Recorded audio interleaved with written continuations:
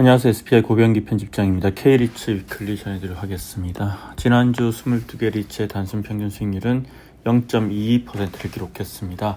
3주 연속 상승세를 기록했는데요. 다만 전주에 비해서는 상승폭이 둔화됐고 미국의 금리 인하에도 불구하고 추세적인 상승세를 이어가지는 못했다는 평가가 나옵니다. 코스피 지수도 1.46% 올라서 상승세를 이어갔지만 전주인 5.94%에 비해서는 상승폭이 둔화됐고요. 지난주 가장 눈길을 끌었던 리츠는 코랑코 더원 리츠입니다. 코랑코 더원 리츠 같은 경우에는 하나증권의 여의도 하나증권 빌딩 우선 매수권 행사 시기가 다가오면서 이에 대한 기대감으로 상승세를 보이고 있는데요. 지난주 같은 경우에도 장중 6,750원까지 올라서 역대 최고치를 기록하기도 했는데 또 막판에 큰 폭의 조정을 받으면서 향후 주가 향방에 대한 시장의 관심이 높아지고 있는 상황입니다. 지난주 시장에서 주목했던 거시경제 지표 한번 살펴보겠습니다. 지난주 시장에서는 이제 미국 연방준비제도 이사회의 연방공개시장위원회 FOMC 회의에 주목했는데요. 일단 이번 회의에 앞서서 이제 미국 고용 둔화가 이렇게 심화되면서 연준이 이번 FOMC에서는 기준금리를 내릴 것이라는 전망이 우세했고 실제로 25 베이시스 포인트 인하를 했습니다. 작년 12월 이후로 9개월 만에 첫 인하이고요. 연준은 이번 인하 배경에 대해서 고용 둔화와 실업률 상승을 언급했고 제롬 파월 연준 의장도 노동시장 리스크가 명백해졌다고 언급을 했습니다. 실제 연준의 기준금리 인하 직후에 나온 미국 노동부의 신규 실업수당 청구 건수 같은 경우에도 당초 예상했던 것보다 큰 폭으로 줄면서 이 최근에 심화되고 있는 고용시장 분위기를 악화되고 있는 그런 고용시장 분위기를 다시 한번 보여줬습니다. 그리고 연준 위원들의 금리 전망을 의미하는 점도표에 따르면 연준은 올해 2차례 더 추가로 금리를 인하할 것으로 전망이 되고요. 시카고 상품거래소 패드워치에 따르면 선물시장에서는 연준이 10월에 금리를 인하할 가능성을 90% 이상으로 보고 있고 또 12월에도 금리 인하 가능성이 높다고 전망하고 있습니다. 이번 주 시장에서 주목해야 될 지표는 미국의 8월 개인 소비 지출 PCE 가격 지수고요.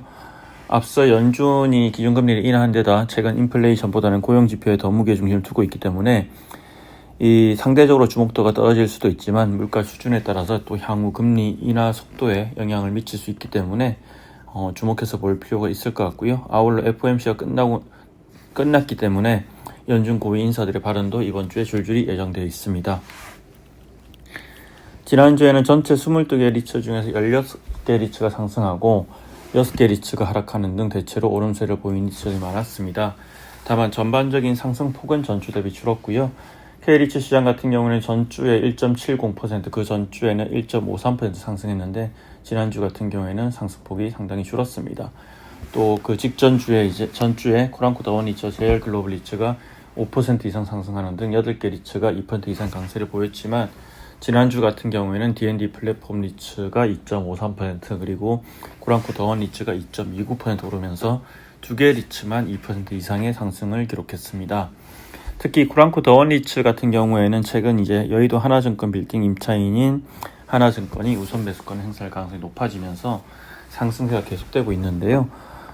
올해 들어서만 해도 이제 거의 한 40% 가까이 올랐는데 지난 17일에도 장중 6,750원까지 올랐습니다. 종가 기준으로 최고치였던 지난 2022년 4월 26일의 주가 6,640원을 넘어서는 최고가인데요. 다만 지난주 마지막 거래일인 지난 19일에는 하루 동안에만 3.85%, 250원이나 이렇게 떨어지면서 크게 조정을 받았습니다. 그리고 KB스타 리츠와 하나 리츠도 각각 1.82%와 1.36% 오르면서 1% 이상 올랐고요. 이를 제외한 나머지 리츠들 같은 경우는 모두 1% 미만의 상승폭을 보였습니다.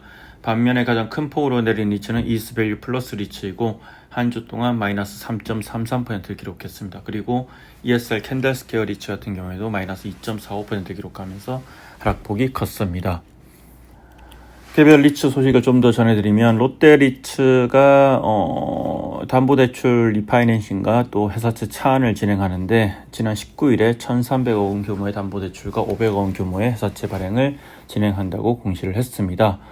500억 원 규모의 회사채 발행 같은 경우에는 오는 10월 2일 만기가 도래하는 담보부사채 500억 원을 차안하기 위한 목적이고 또 1,300억 원 규모의 부동산 담보대출은 내년 1월에 만기가 도래하는 부동산 담보대출을 조기 상환하기 위한 목적입니다.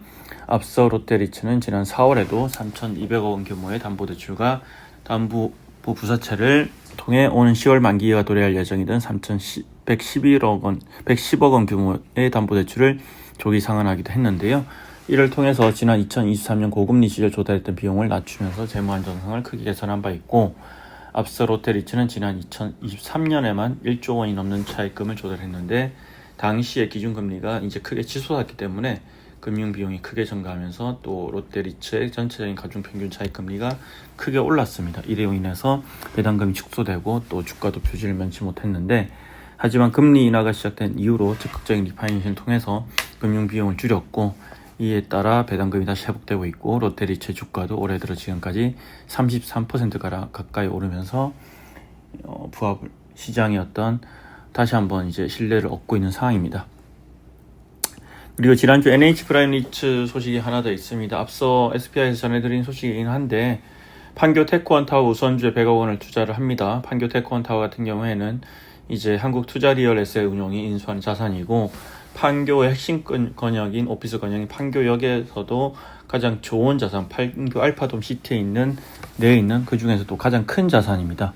연면적이 거의 20만 제곱미터에 달하고, 카카오뱅크와 현대자동차, 네이버와 같은 이제 우량한 임차인들이 주요 임차인이고, 향후에 또 판교 오피스 건역 내에서 앞으로도 가장 우량한 자산으로 계속 남을 가능성이 큽니다. 이 자산을 한투리얼 에셋 운용이 3.3제곱미터당 3,320만 원, 약 2조 원의 자산을 인수하는데, 전체 에쿼티 조달 규모가 약 1조 원이고, 그 중에서 이제 6천억 원은 이제 카카오뱅크와 한국금융지주가 인수를 하고, 나머지 4천억 원을 약 4천억 원을 시장에서 조달을 하는데, 이 NH 프라임 리츠도 이제 100억 원을 투자를 합니다. 딜 클로징 예정일은 오늘 25일입니다. COC는 우선주 기준으로 6.5% 수준으로 예상됩니다. 이상으로 K리츠 위클리 전해드렸습니다. 고맙습니다.